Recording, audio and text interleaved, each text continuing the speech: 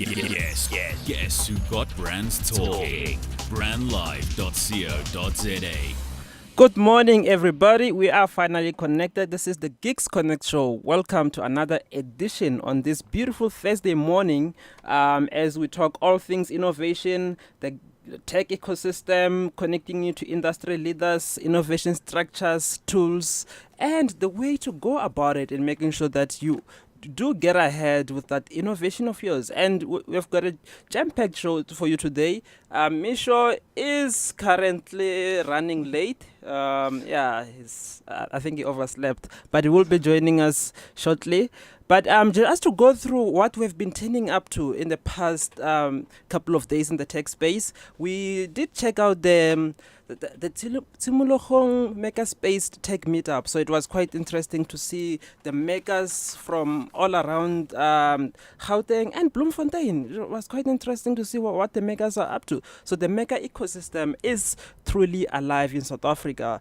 And like we always say, makers gonna make, and they are making all sort of cool projects. One of those projects was a project by the guy named Mpho. He's based out of Soweto, and he uses recycled materials to make robotics, So one of those was a robotic arm, which was quite impressive, and it was able to move and do all sort of things that you would make with your sets or chassis as such. So that was quite interesting to see. And also headed down to Limpopo at the University of Limpopo for the Health Hackathon. So this was an open data hackathon, making sure that young techies are innovating with open data. Of course, this is part of the Open Data South Africa project. So we had about 70 young techies in Limpopo, and 14 projects were developed, which was quite interesting to see.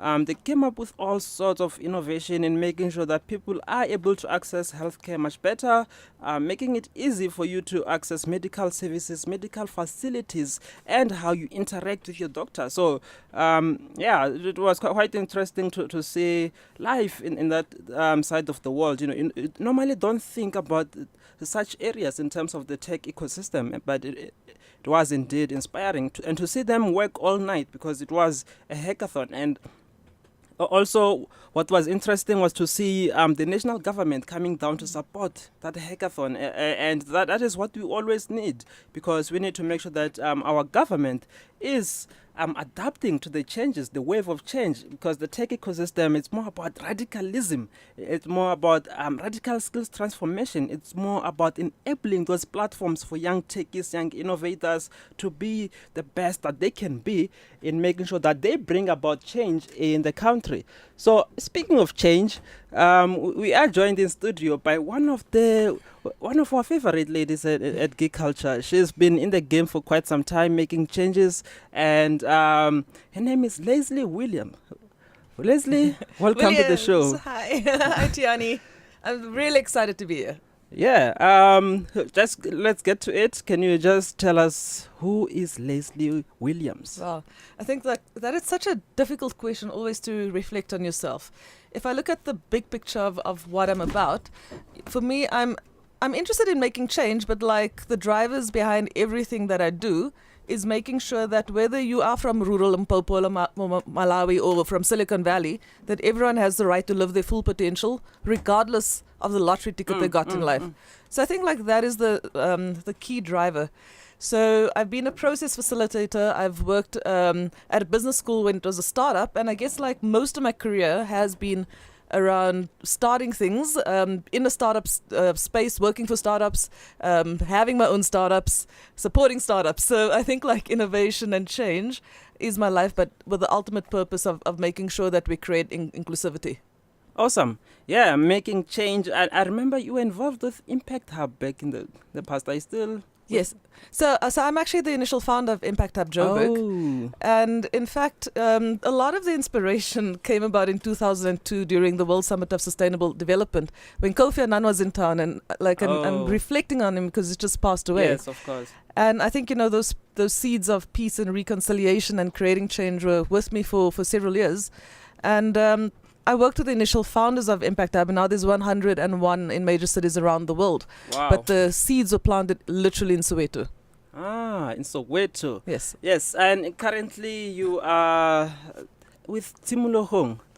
Yes. For everyone who doesn't know what, people who don't know what Tshimolohong is, can you just take them through, and what do you do there exactly? Sure. I know you've got a nice role in there, nice space in there. Yeah. Cool. So I am the CEO of Tshimolohong, which is quite a privileged position to be in because I get to direct and support where and how the space evolves. But we are essentially transforming Braamfontein to a digital innovation ecosystem. And the key things that we're doing there is the one supporting entrepreneurs, and the other is creating or look at skills development for the digital economy. And the key reason why we do what we do is we believe in the Africa Rising narrative.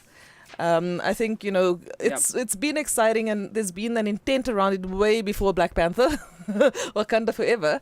But, for us, what that means in a very crystallized manner is making sure that as Africans, we're creating world-class developers and solutions, that we're on par, we're not merely consumers of the world's technology. I see. Yeah, speaking of creating African solutions, perhaps can you take us through, maybe from your perspective, where are we in terms of the innovation ecosystem in South Africa? What is the health? Sure. So I think it's still quite an emerging ecosystem. I think there's a lot of noise around it. I think the noise is healthy, though, as we see, be it in the sustainability space, social entrepreneurial space, all of these spaces. There are many pioneers who try to get the work out there. Eventually, people catch up. They don't necessarily always understand it, but they attract attention to it. So I think our job is to really make sure that we go to the essence of the work and that we're creating real local solutions. So I think, for me, I'm quite excited by what people are doing in the 20s and 30s because we're not entrenched in old ways of doing things. I think the old guard are starting to shift in terms of attitude and knowing that they need to disrupt, to be part of disrupting industries. But it's still highly conceptual for them. I think the change is starting with us who are a bit of the younger generation. The change is starting with us as the younger generation.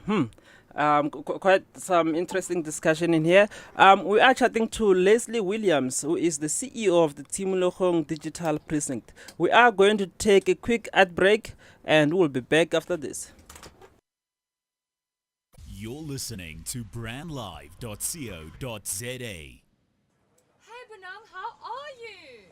Hi Tuli, you look so beautiful. Hey, long time no see. What happened to your skin, by the way? The last time I saw you, you had a lot of blemishes and breakouts. It was so terrible, man. Wow, thanks for that, Bonang. Luckily, I discovered DMK. Have you heard of DMK? DMK? Who are they? DMK is a paramedical skincare brand that specializes in all skin conditions. Would you like their number? Yes, please.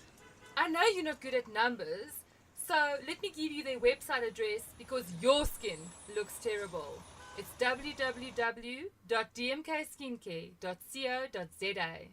Whether you're an athlete or just going about your day-to-day business, use Turbo Freeze on the go for any pain relief or inflammation. It's the #1 pain relief formula. To find out more, log on to our website www.turbofreeze.co.za.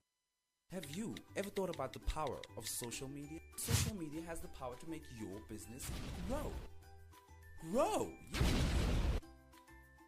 Why don't you let us manage your social media? Because our business is to see your business grow.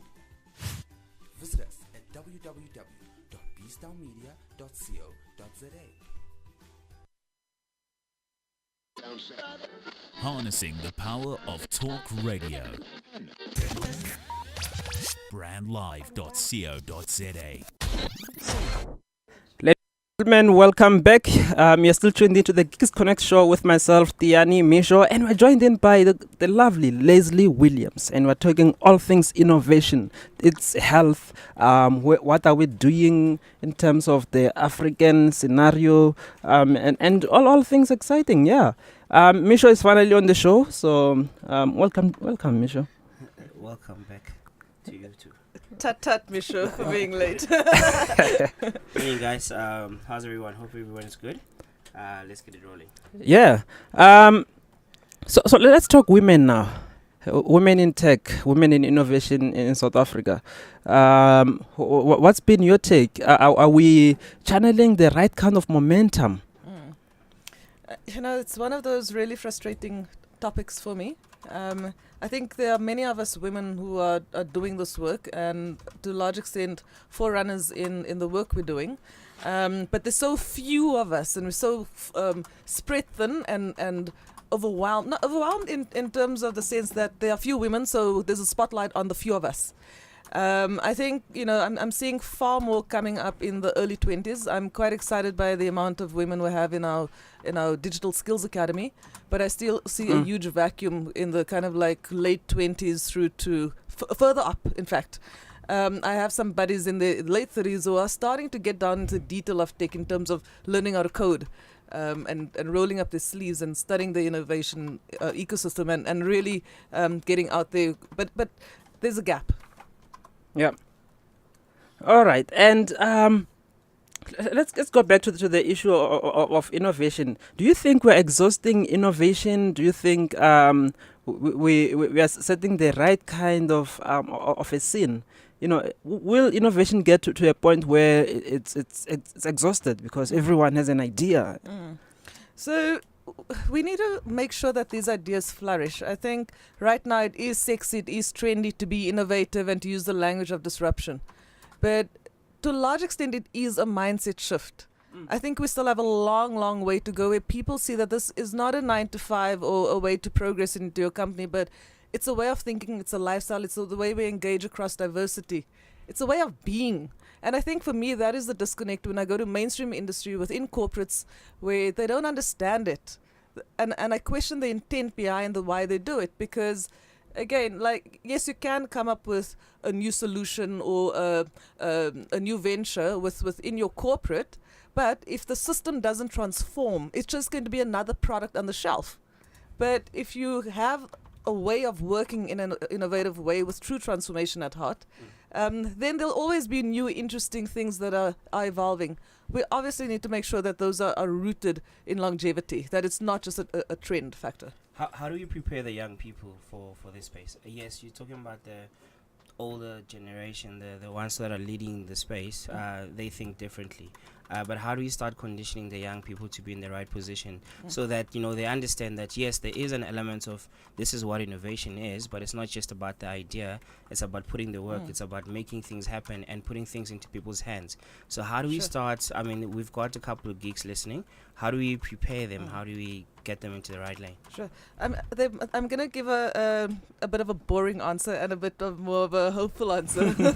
So from the hopeful side, I would say that we have the luck of youth, that we're not entrenched in old ways of doing things. The way to sustain that before we become entrenched in old ways, because our ways may be old in 5 years or 3 years or 2 years, we don't know, 10 years. But continuous learning, so that's where I may say the boring answer, but it's literally continuous learning. And for me, what learning looks like is exposing yourself to environments where you would not normally go. So if you are from the suburbs, immerse yourself in the townships. It may be uncomfortable for you. If you're from the townships, freaking save up and go sit in a restaurant and observe people and just be in that experience. Go visit other places. Read, swallow literature. I think for me, it's continuous exposure. It's a combination of new ways of learning, new ways of reading different stuff, but also exposure to different environments. I think that keeps you fresh. I like the exposure part because, that's one of the things that we really want to do a lot within Geek Culture, to expose young people to all these different opportunities. We'll talk later on about Simulhong, which is an area for a couple of young people to actually go there and learn. So yes, guys, one of the biggest things that you guys need to do is to get exposed to what's happening out there. Don't sit in your little corner and think you are innovating. Get feedback from other people as well. If you're uncomfortable in a place, awesome. Nice. Yeah, and she spoke of the thing that it's about the being. I always say that you're not hardcore unless you live hardcore. So if you're in it, you're in it. And you have been in it for some time, but what have been your biggest moments, your favorite moments in this space you're in? So I've got a few moments, but I think, some of it was when I've taken a risk in uncertainty. I think like one of my biggest life lessons is live life like an experiment, Nice. because we just don't know. Mm. A lot of people fake it till they make it. And I think at some point I've needed to learn to be vulnerable and and that ended up being my strength. So as an example, a few things I've done where there was positive outcomes. The one is I was just hurtful, if I like, of working for this one company when I lived in London, but I was desperate for cash. I didn't want to go back to waitressing. And clearly the way I was looking for a job wasn't working. Yeah. So I changed strategy. I sat in bed and I just wrote to companies who I thought they do cool stuff. And I was just like, let's just have a meet and greet.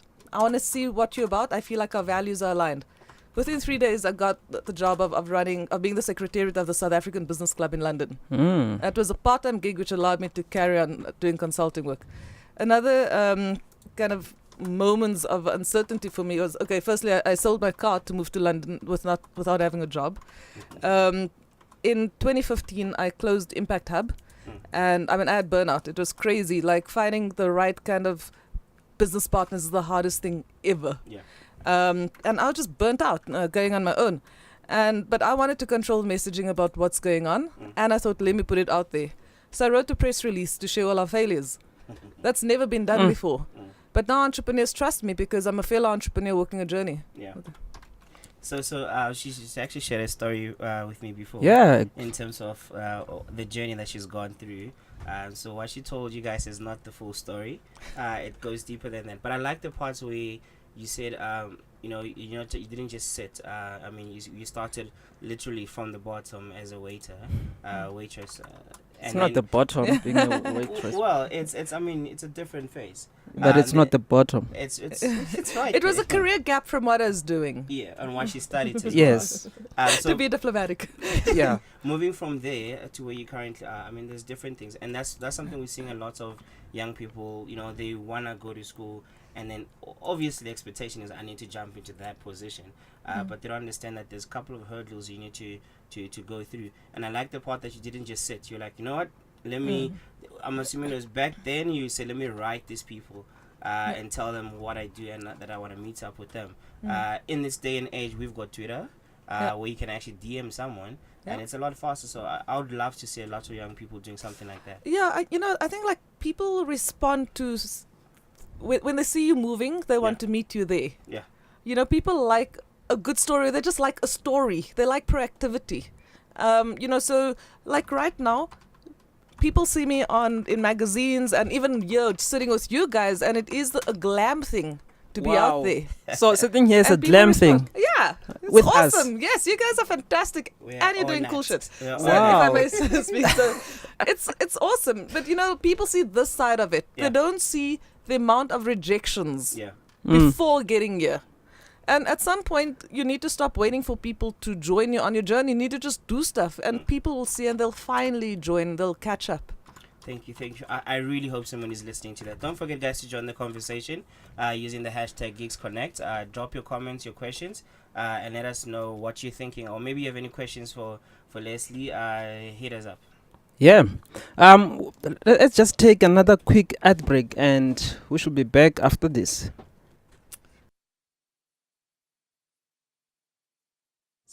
Living as One Events presents relationship talks, drama, Q&A sessions, music, love stories, ladies and gents session, and lots more. Registration fee at 150 Rand. happening at Bread of Life Foundation venue, Honeydew Shopping Center, Bayers Nordia Drive, corner Blueberry Drive, Unit 66, Laser Park, Honeydew. Saturday, 15 September at 11 a.m. RSVP on 072-851-8702.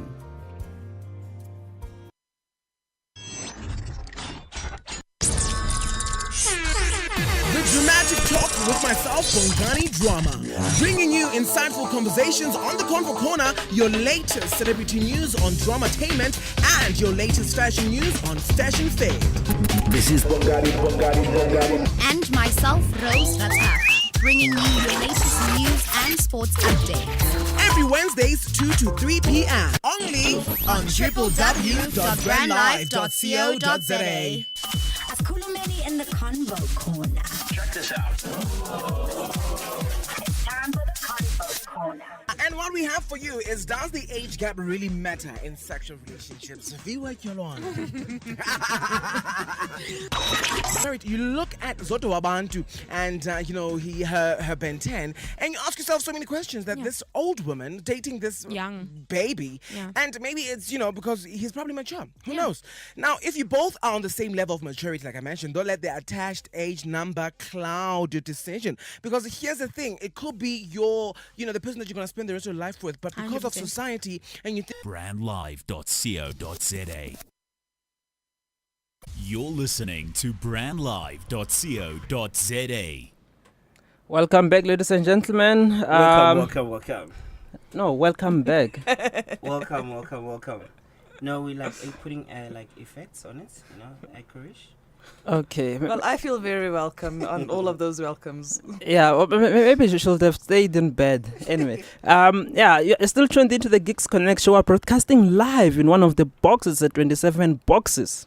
Yeah, we also still have Lesley here, the CEO of Tumulokong. We'll find out a little bit more about what Tumulokong is about. But before we go into Tumulokong and talk about that stuff, right?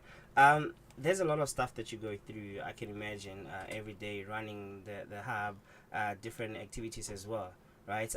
And too many requests, too many people literally in your face. How do you manage all that? How do you manage all these different expectations? And at the same time, how do you continue to grow yourself as a person so that you're still relevant in this space? Sure. So, I would say I have an absolutely incredible team. Yeah. Like absolute ninjas. I could not do anything that I could do without them. Yeah. So I think my team have fantastic expertise, but more than that, they actually care. Sure. So if they don't know how to get something done, because they care, they'll find a way and they'll upskill themselves to figure it out.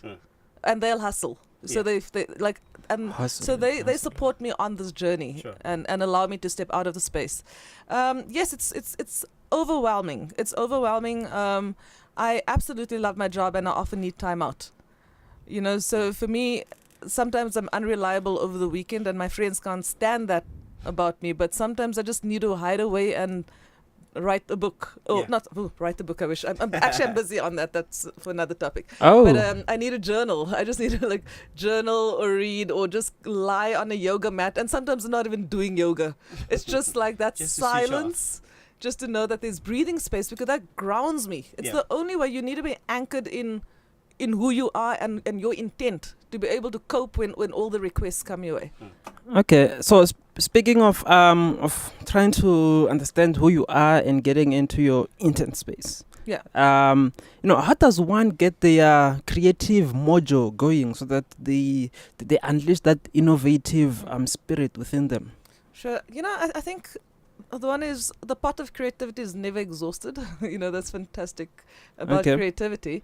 But I don't think we fully appreciate our life experiences. I feel like my career did not start at a certain date when I was 25 or 30. Yeah. There's some stuff that I noticed when I was in high school or even in primary school, and I started asking questions.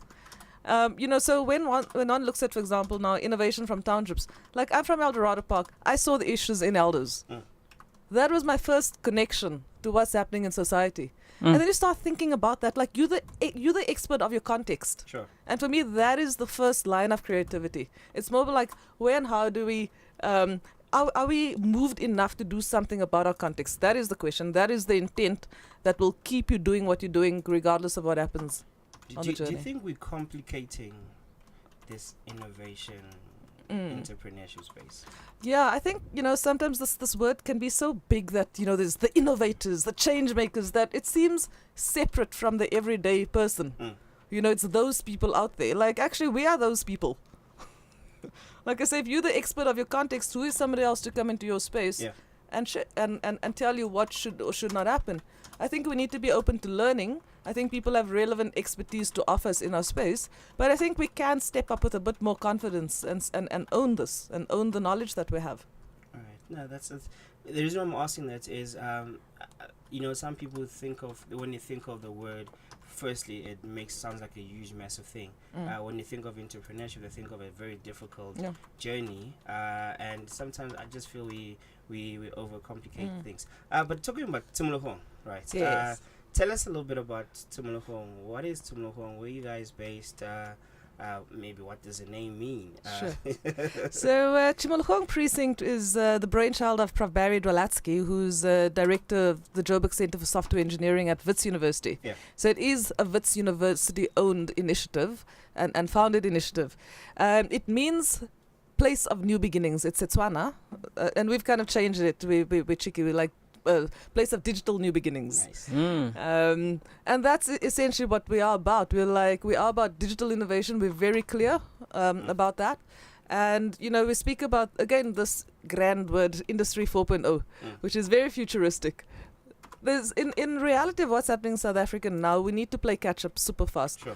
There are certain sectors that are not going to be around if we don't radically transform. Let's say the mining industry. Our country's, mining is the bedrock of our economy. Yeah. There are livelihoods linked to it. But technology is one stream where we need to come on board and totally radicalize where and how we work in the mining sector.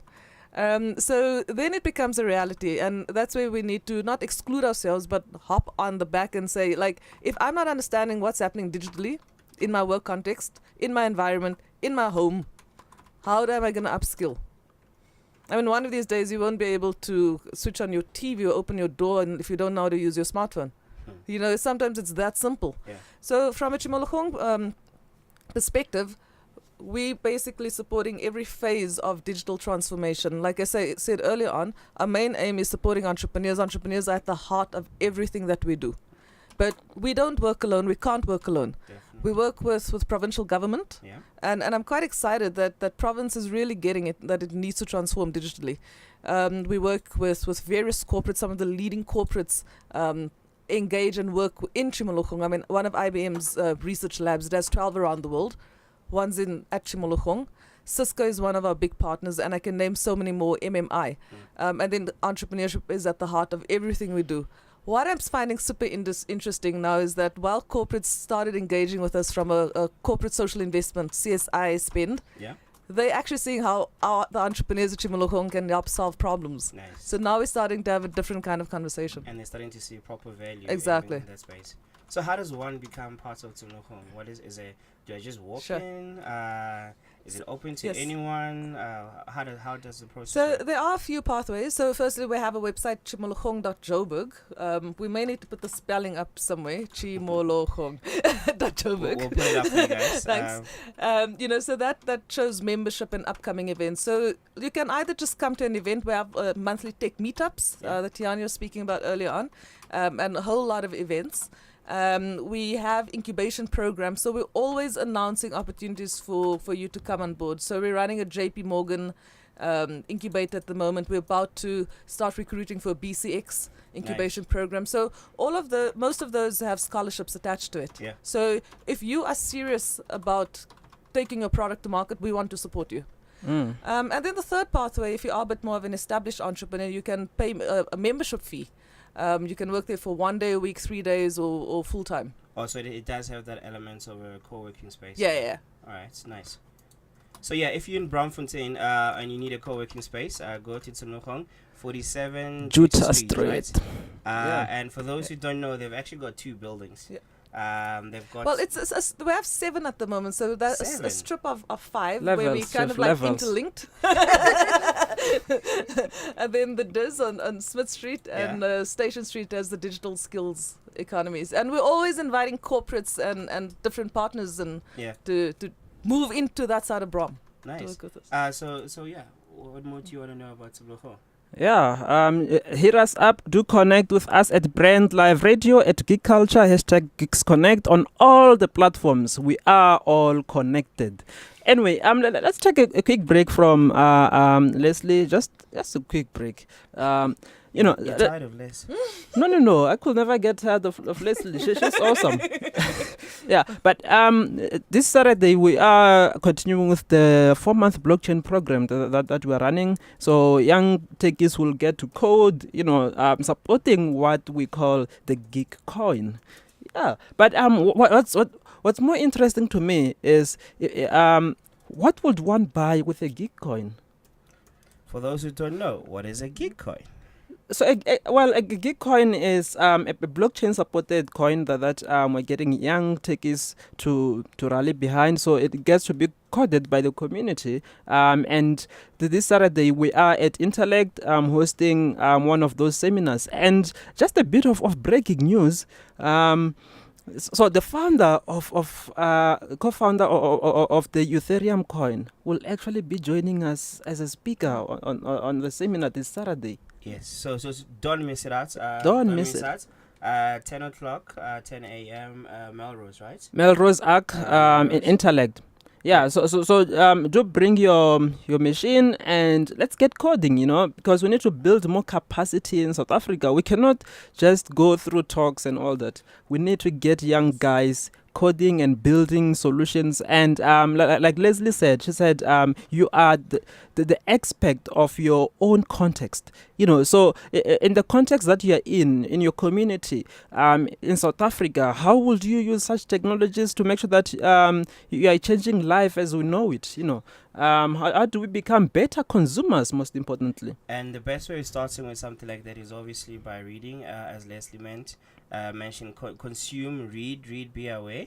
But also this is a great opportunity where you can actually be in the same room with like-minded people.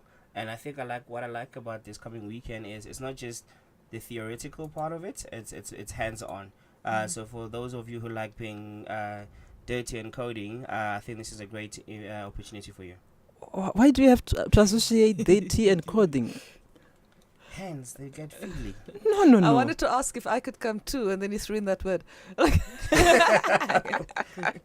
I'm not chasing anyone. Okay, guys, if you want to come and enjoy coding, make sure that your code is clean as well. Make sure your code is clean. But what's the fun? Make sure your code is clean. Come through and learn more about blockchain. Yes. Yeah. Now getting back to Lesley. So we have been seeing a lot of startups emerging, and we have heard a lot of reports. Some startups have a 3 years lifespan, or even 2. But even 6 months. Yeah, even 6 months. The girl next door wanted to start her own startup, and it actually failed in 3 weeks. Yeah. She really believed in it. She will go like, Tiani, I'm going to change the world. This is it. Man.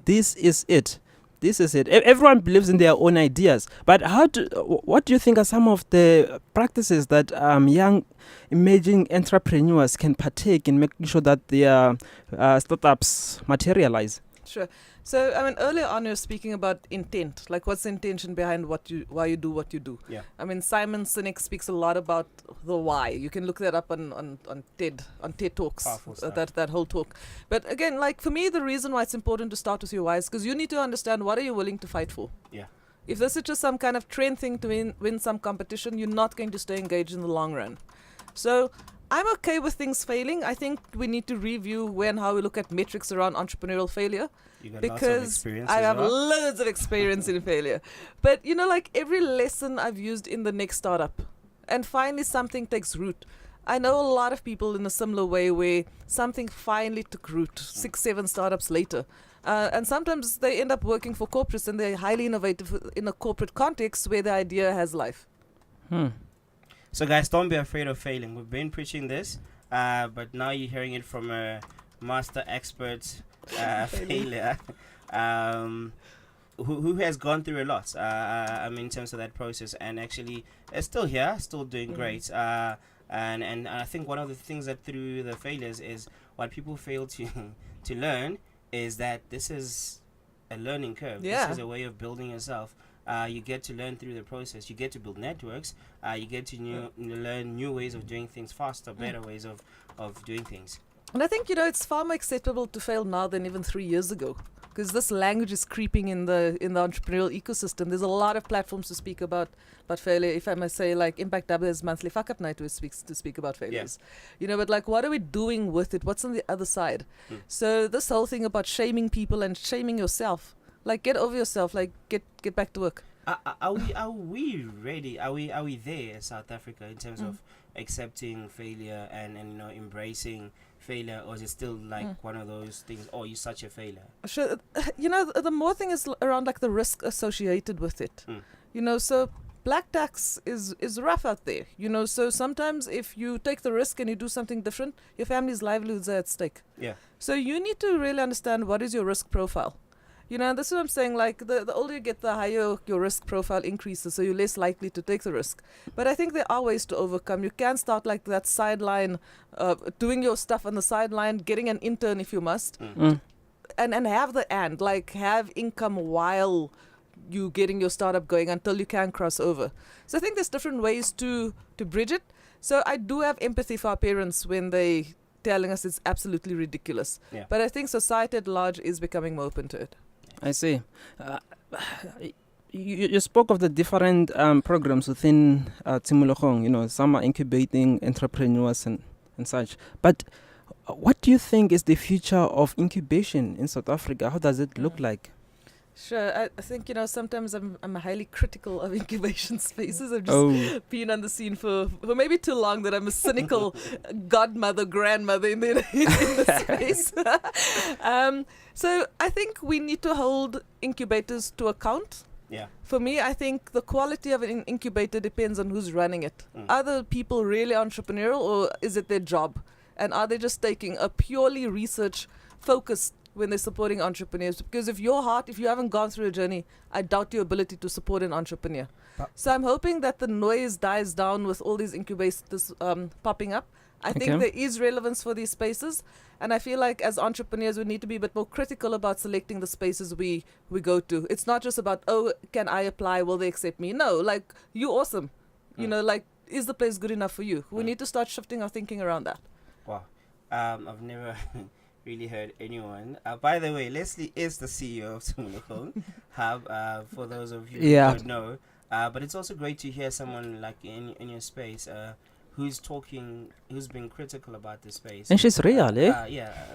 Who's basically critical about the space in terms of what do they need to do, in terms of what are they doing wrong. And we that's great hearing. I mean, a lot of people always praise, but they don't mention what the space is doing wrong. And your time is the most precious thing that you have as an entrepreneur, especially, at every phase, whether you senior, you know that your time is precious and you are more selective about who you engage with. As a startup, I think, we need to start valuing our time more, because you need to make those quick, those hits. Yeah. If something's not working, you need to move on. Exactly. No time to waste. Yeah, so for you guys out there, also make space for other entrepreneurs. Don't be one entrepreneur in 10 different spaces. Get in, move out. Wait, do we call that incubation hopper or incubator hopper?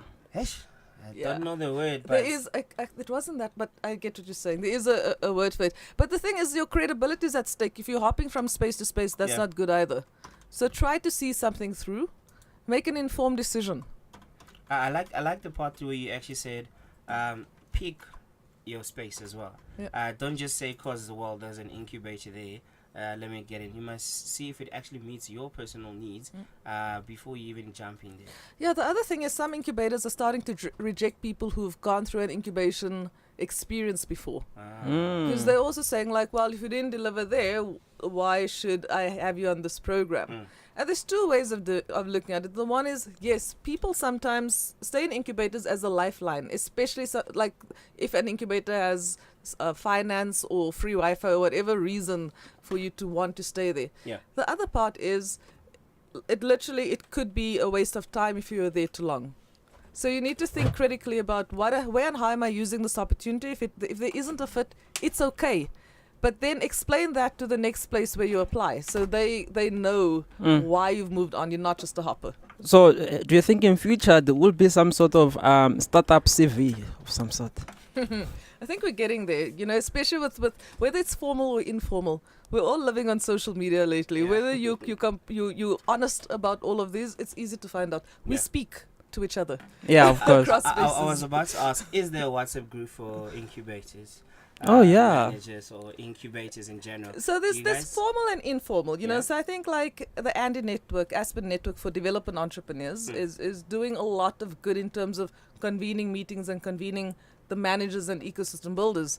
But we also have a lot of informal networks because you tend to hang out with your friends. Yeah. You know this. I know there are a lot of events in South Africa. Is there something like incubators convention I would or say, summit? well, the Global Round table. Entrepreneurship Week, I think, is the one thing where there's a lot of attention that convenes everyone and has a focus. Okay. I think, some people just want to get outside of the noise and they just meet without making noise and they just do things. I think there's a lot more value of things happening underground than we realize. Yeah. So instead of always being in the face and wanting to be seen that you're doing something and you're shaking hand with Tiani, Exactly. I'm Although not I still want my important. Tiani self. I have a Tiani selfie, so I'm happy. Oh. Levels, yes. Can I have a Tiani selfie? I'm still asking for an autograph. Still don't have one. It's fine. But yeah, you just need to roll up your sleeves. I'm literally rolling up my sleeves and get to work sometimes. And the thing is, somebody shared this with me a few years ago. Raylene, if you're listening, thank you. Raylene Rook. That during the working day, 8 to 5, that is the time where you can meet clients. That is your sales time. Yeah. Outside of that time, you're doing the work, the admin, and meeting with a few fellow entrepreneurs. But 8 to 5, that's your sales hours. How best would you advise someone who's in this space and is thinking about attending all these events, these meetups? They want to shake hands with so many people. They want to be in this space. What would you say is a ideal or the best way of actually approaching it? Sure. So the first I'd say is that there are loads of events like you see. Go to a space, go to 2 or 3 events. If it feels like home, then engage with the space further in terms of the other offerings. When you are at these events, I often use the Spider-Man analogy. Don't go there like throwing your webs, your business cards, like you're casting webs. Have 2 or 3 meaningful connections because there's a higher chance on a follow-up. Yeah. Like, I've got a stack of business cards. Sometimes people come, I have my business cards. Like, I don't even know who you are. We haven't even spoke. I don't know, do I want to work with you? Maybe I do, maybe I don't, but it ends up in a drawer somewhere. Yeah. So make real connections. Make real connections. Let's quickly go through the gig guide for the coming week. What's happening this weekend? I think we already spoke about the blockchain event that's taking place in Melrose Arc and also down in Kimberley. Yes, in Kimberley, the ladies are having the Northern Cape NC Dev Women's Summit. It's happening tomorrow. Saturday. Why am I thinking tomorrow is Saturday? Why am I thinking it's Friday? Because you're excited about Cape Town. Every day is Saturday. So it's happening Saturday. Why am I thinking? It's not the first time today. Yes, it's happening this coming Saturday in Northern Cape. Be sure to join in. I mean, if you want to jump in and also support in any different way, do jump in and we can connect you guys with the ladies there to support what they're doing. Yes, that is the NCDEF Women's Summit happening at Salt Lake University from 10 a.m. And there are a range of speakers and they are looking at how do we help females in the province be involved in shaping up the future of technology, science, entrepreneurship, and innovation. And it's hosted by young people, and it's quite exciting. So the Engineers Without Borders, Salt Lake University, and the Geek Cultures Society, Salt Lake University, are joining efforts in hosting that. Yes, and the next one that's happening this coming Saturday, it's crazy Saturday, in Deep Sloot. We as Geek Culture continuing in partnership with Geek in You, and Designathon Africa. And yes, and Designathon Africa with a program called 70 Days. 67 days for Mandela. Of coding for Mandela. 67 days of coding for Mandela. So basically this is a 8-week program that is helping 20-25 kids, introducing them to the world of technology where they learn how to code, build electronic stuff for a good 8 weeks. Yes, and then also in Cape Town, Wednesday and Thursday, we are at the Cape Town Convention Center hosting the Public Sector Innovation Hackathon. This is by the Center for Public Service Innovation, the CPSI. So come through, and pass through, stay through, code through, what else? Be there. Yes. Yeah. And also on Friday. Sorry. It's at the ICC in Cape Town. Yes, the Cape Town Convention Center in Cape Town. Yes. Hashtag fill up the CTICC. And also on Friday, we're heading to the R in the Northern Cape. One of those remote areas, very far, very, very far. I was in the R in 2016. We promised that we'll be back, and we're back this next weekend, hosting the 4th annual Northern Cape Provincial Hackathon. And we're glad that it's supported by the provincial government. Will be there. Provincial government will be there. We're trying to get local government as well to be involved, but it's gonna be exciting. We've got 4 major challenges as part of the hackathon: an IoT challenge with SquidNet, we've got an open data challenge with Open Data South Africa, we've got a business sense challenge with Angel Resources Center, we've got the Facebook Developer Tools challenge with the Facebook Developer Circles Kimberley. Yes. So a lot is happening in Kimberley. A lot is happening in Northern Cape. For those who thought it was just a dead area, think again. There is a couple of activities, and we do need to give a shout out to the team that side. Yes. That's doing some incredible work. Lots of groundwork, building the ecosystem. Shout out to all of them, basically. All of them. All of them. Yeah, let's get back to Lesley. Hey. I told you she's cool. Yeah. We are almost running out of time, but what are some of the last things you can share with the geek community in there? Because we've got a lot of guys who are building tech applications. Some of them have nice apps on the stores. You can see that the tech is beautiful, it's cool, but then the business sense of it is always lacking. How does one go about that? Yes, good point. You actually hit the nerve there.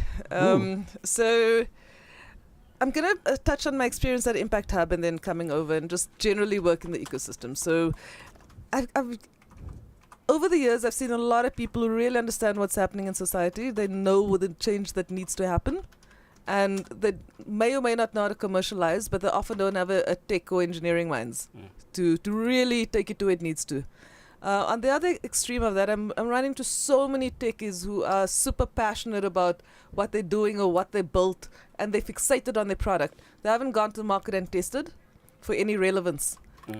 Both of those, whether you are a change maker or a techie, we need to find the and we need to commercialize. If you want to be relevant, if you want to be sustainable, if you want to be doing this and get your parents to shut up, you need to make money from it at some time. And I think it's cool to have experiments as far as possible, but at some point you're going to have to put in the work. You have to engage with potential partners. You need to get from behind your laptop and go to the field. I say that is a key one. And find like-minded people to help commercialize. If you don't have that skill set, find trusted people around you. I think for me that is one of the key messages. You need to commercialize or find a way to sustain yourself. Otherwise, it's a hobby. The second thing to say is that you guys are so in demand right now. I think techies, geeks, if the UN World Economic Forum, everyone's speaking about technology, almost every industry, you guys named a few. You're so relevant, you're shaping the future. So I think go with confidence, but don't go with arrogance. And really understand and be aware of where you're trading at the moment. So one of the biggest takeaways from that for me is build, go test, find users. Don't just sit there and build. I mean, we come across these guys that only want to share their idea because they think you'll steal their idea, but you'll be surprised by bouncing off someone. You might be doing something wrong. There might be competition out there, and it's going to help you to see how do you make yours different from the competition.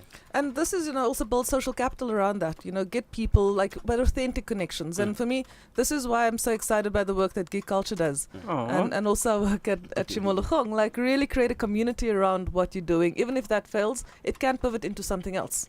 What's Les's favorite technology? What are you holding? What are you using mostly every day? Do you have a particular app? That's like, I can't go through the day Giving- without this app. Like I think I'm a bit of an addict of two apps. The one you may judge me. The one is okay, Shazam. Yeah. The other one is Vivino. Okay. So basically, where you rate the quality of wine before you buy it, or if Wow. you like it, and then now you know what. I wouldn't say drinking wine is a hobby, but it is one of those things I enjoy. The Calm app, Daily Yoga, and my Bible app. Those are the ones I live on. Yeah. Don't forget to pray, Misho. Exactly. Link back to your wine. What grounds you? Yes. No, it's good. It's good to know that. I mean, through the hectic day, you do find time to, even if it's 5 minutes or so, to just like be grounded. So yeah, that's Lesley. Okay, and I know you were trying to say goodbye to me, but I say this to you, I've had 6 months of debilitating burnout. Yes. Once you've been there and your body shuts down, you have to. So please build in those habits now before you get to that point. And how do people get hold of Lesley on social media? What's your Sure. what are your things? Yes, it's Lesley DW. Lesley DW. Yes, so LESLEYDW. And then I have a website, lesleydwilliams.com. Oh, you have a website. Yes. I'm cool like that. cool like that. Do you have a website? It's been a blog since 2007 and now it's just evolved. Oh. Levels. You see, I told you. Yeah. When is your website coming? For what? I'm not cool. I'm not relevant. Consolidate your awesomeness. All right, guys. So you heard how to best connect with Lesley. She's the CEO of Tumlokhong. And today we're talking a lot about the innovation space, the challenges around there, the opportunities around there, and how you guys can connect. So if you don't know where Tumlokhong is, they're based in Braamfontein, 47 Jutta Street. And there's also another building on the corner of 111 Smith, where they have a mega space as well. Yeah, for just you come guys. to Jura Street as you enter. We'll hook you up with where you need to be in the spaces. The Wi-Fi is awesome, by the way, and the people are great. So do they go there? They have some cool activities as well. Do they go there to connect? Yes, ladies and gentlemen, next week we are interviewing one Miss Nelisiwa. Okay, I can't pronounce her name, but she's super cool. She's all things social media. You know, that is the last Thursday of the show. We focus on digital marketing, social media. How do you get your business to build a super strong online presence? Because that's quite important as well. Yes, as a build-up to what Lesley said, it's not just about the coding, but get exposure to other things as well. So you might be running a business, but want to learn a bit of the social media side of things to promote your business. So do tune in and get ready for it. Yes. From myself, Uncle T. Sure, Uncle T. Sure. Myself, Misho, I'm out. And Lesley. It's been absolutely awesome being with you guys. Cheers. You're listening to brandlive.co.za.